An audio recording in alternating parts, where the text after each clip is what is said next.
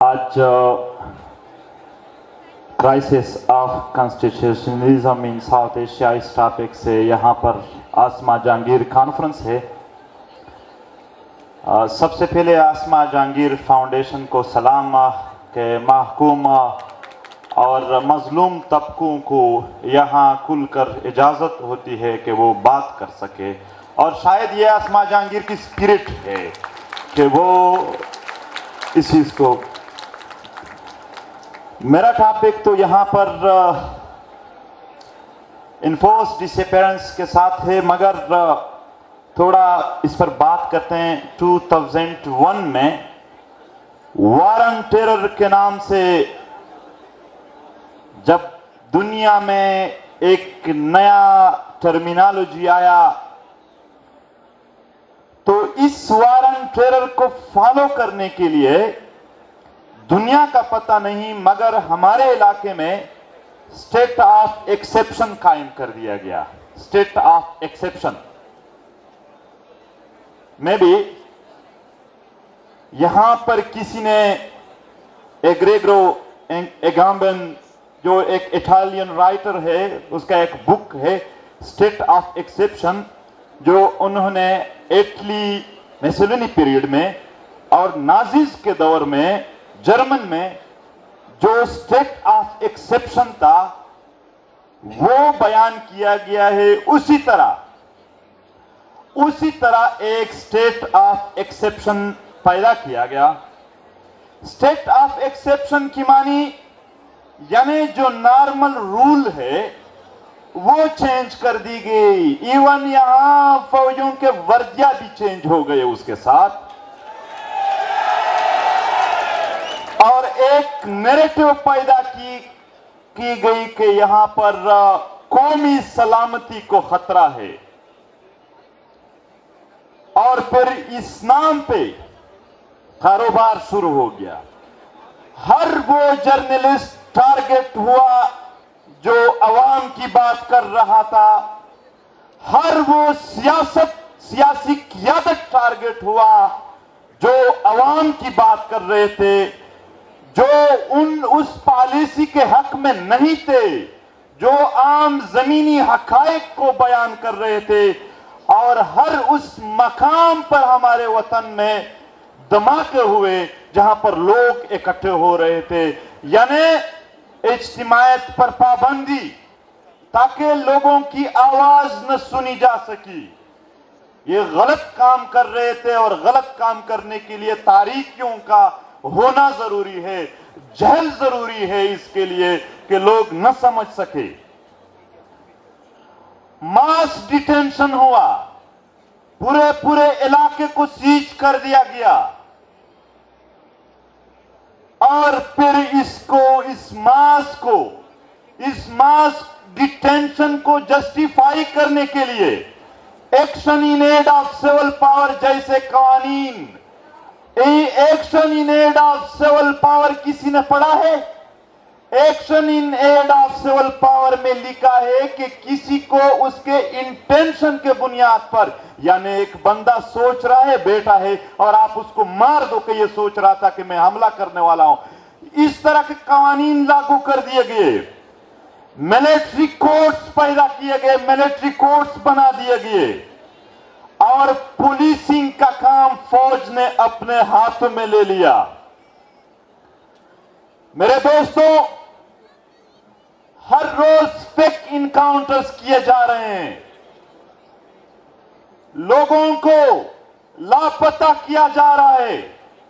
पेरिफ्रीज के लोग, पेरिफ्रीज के अवाम, महकूम कौमों के अवाम, वो बेरोजगार है, वो बेतालीम है, वो उनको सेहत के मौके नहीं है। रियासत को चाहिए था कि उनको सेहत के मौके देते, तालीम देते, रोजगार देते, मगर उनको जहनी तवाज़ुन मुकम्मल खराब करने के लिए माओ बहनों को लाशें मिले, मिसिंग पर्सन मिले, लापता अफराद मिले। Extra judicial killing, Dear sir, Rao Anwar who killed 440 person extrajudicially is roaming free, while Ali Wazir, whose 18 family members were killed by terrorists, is in jail. This is justice in Pakistan.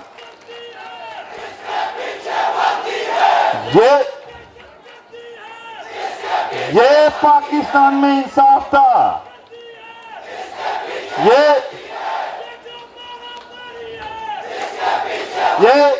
Just 1 minute, आराम. मैं अपने तकरीर पूरा कर दूं, आखिर में आप लोग करें फिर.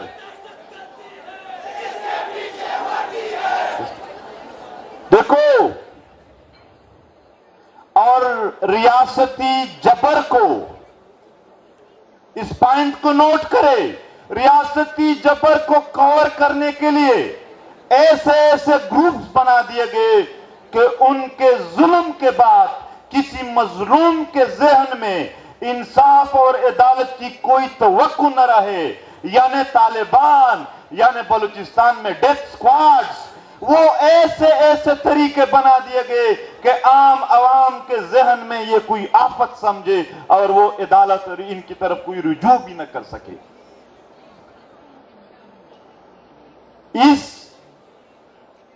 इस नैरेटिव को स्ट्रेंथन करने के लिए बहुत खून बहाया गया और फिर दुनिया से डॉलर लिए गए. यहां लोग पूछेंगे कि क्या फायदा है इस जर्नलों को, इन पॉलिसियों का. मैं फायदे बताता हूं.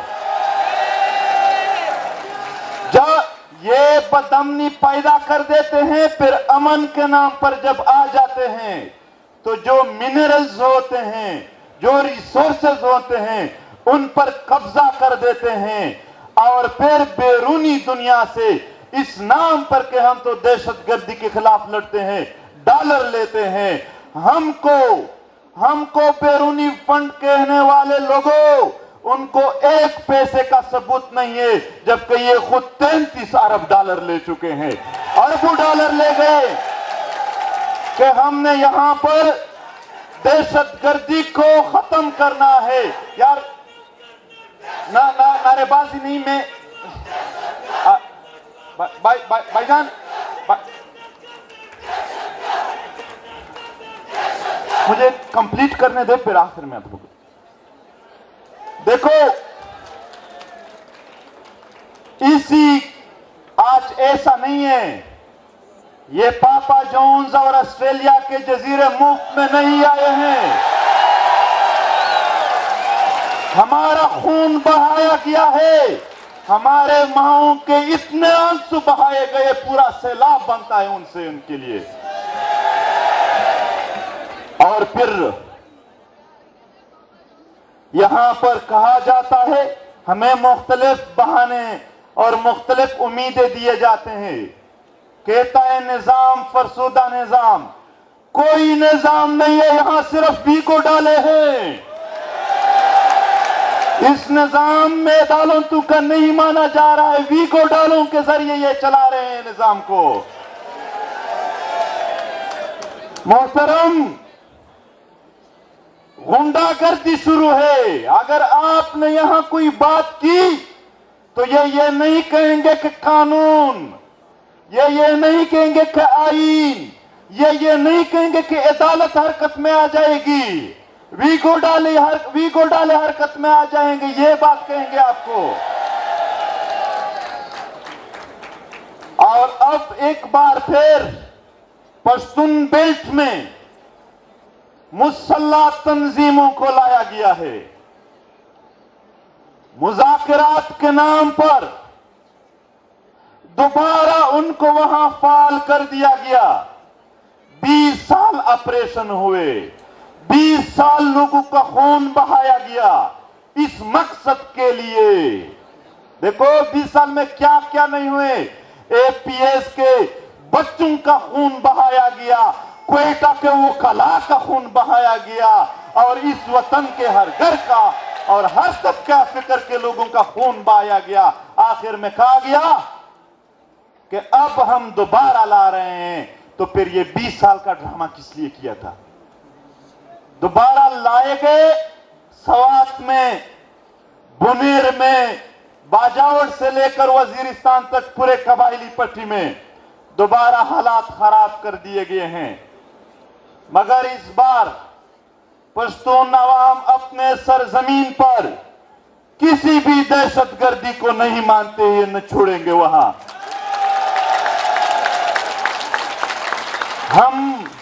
हम उम्मीदें रखें तो किससे उम्मीदें रखें?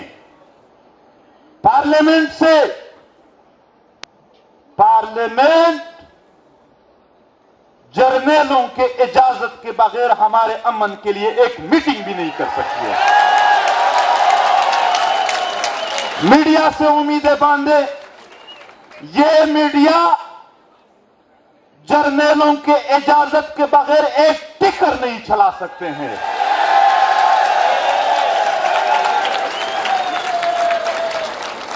अदलिया से हम उम्मीदें रखें। 500 लाशें नश्तर अस्पताल के ऊपर पड़े हैं, उस पर सुमोटो एक्शन नहीं लिया गया। अली वजीर को जमानत देने के बावजूद भी उसके अदालत के फैसलों को किसी ने नहीं माना। क्या उम्मीदें रखेंगे? हम अभी ये चंद हफ्तों से पश्तून बेल्ट में एहतजाजी मुजाहरे जारी है। एक अजीब सी बात बताता हूं, ये वहां के एमपीएस या एमएनएस के दिल शिकनी के लिए नहीं है कि उसके हौसले टूट जाए और ना आए, बल्कि एक हकीकत के तौर पर मैं पेश करता हूं। हम नारे लगा रहे थे अवाम के, हम अमन चाहते हैं। मरकजी और सूबाई हुकूमत के एमपीएस एमएनएस हमारे साथ खड़े थे, वो हमसे ज्यादा नारे लगा रहे थे कि हम भी अमन चाहते। भाई हम तो आप लोगों से अमन चाह रहे थे, आप किससे अमन चाह रहे हो?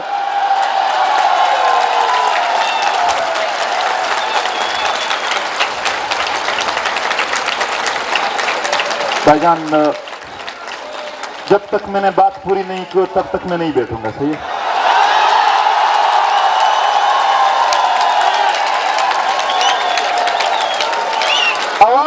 अब हल क्या है? हल क्या है? हल बताता हूं। अवाम ने मुजाहमत करना होगा। मुजाहमत के जरिए हम इन सारे इदारों को प्रेशराइज कर सकते हैं। मुजाहमत के जरिए हम इस सारे हालात को चेंज कर सकते हैं। अवाम खुद उठेंगे तो उनकी बात सुनी भी जाएगी और मानी भी जाएगी। अगर अवाम बैठे रहे, अगर अवाम खामोश थे, अगर अवाम में मुतहरक नहीं थे, अगर अवाम मुनज़्ज़म नहीं थे, तो ये हालात ऐसे ही रहेंगे। और मैं यहां पर मौजूदा हुकूमत की एक बात करता हूं। ये जब अपोजिशन में थे तो हर रोज अली वजीर के प्रोडक्शन ऑर्डर का मुतालबा करते थे। अदालत जब वोट का मरहला आया तो अदालत में यही अपोजिशन वाले चले गए कि क्यों प्रोडक्शन ऑर्डर जारी नहीं करते।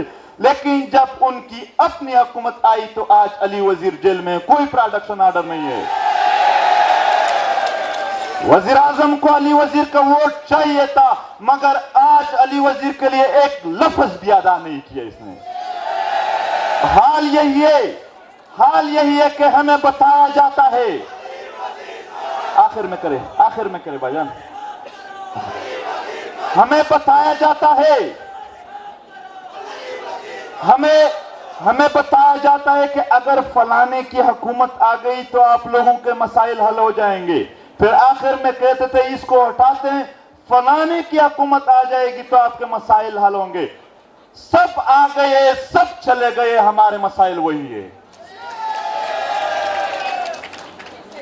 क्यों?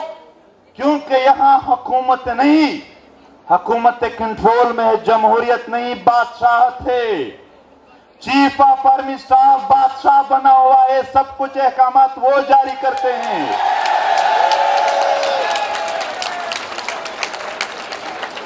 जमहूरी ये अख्तर जान मिंगल बैठे हैं, ये हमारे मुअज़्ज़ज़ शुरका बैठे हैं, पाकिस्तान के आईन और अदालत हम सब मानते हैं, जर्नैल नहीं मानते इस आईन और अदालत को। इसलिए वो किसी भी मिसिंग पर्सन को अदालत में पेश नहीं करते हैं। क्या उसका पाकिस्तान के अदालतों पर यकीन नहीं है? मगर एक कारोबार बनाया हुआ है इनसे। आज बावजूद इसके कि सारे एफआईआर में अली वजीर की जमानत हो चुकी है, फिर भी वो सिंध में जेल में पड़ा है और फिर भी मौजूदा हुकूमत के लोग हमें इंसानी हकूक पर दर्स देंगे, तदरीस देंगे, लेक्चर देंगे। आए काफी सुनाया, आइंदा भी सुनेंगे, मगर उम्मीद नहीं होंगे फिर हमारे। दोस्तों, यहां ही करीब रियाज खान यूनिवर्सिटी का एक स्टूडेंट है, वो जेल में पड़ा है और आज उसके लिए कोई बात नहीं है। मैं आसमा जहांगीर फाउंडेशन और जितने भी दोस्त हैं उनका शुक्रिया अदा करता हूं। शायद हमारी बातें बाज लोगों के लिए, बल्कि मैं स्पेशल कहूंगा फौजी जर्नलों के लिए तल्ख होंगे, मगर ये एक हकीकत है और हम हकीकी जिंदगी गुजारते हैं। हम बेमकसद, बेमानी और ऐसी मुनाफिक जिंदगी नहीं गुजार सकते हैं कि जुल्म जबर के सामने हम यानी घुटने टेकते। हम खड़े रहेंगे इस काम के लिए। शुक्रिया, बहुत बहुत शुक्रिया। वक्त भी ज्यादा लिया, मगर आसमा जहांगीर फाउंडेशन जिंदाबाद।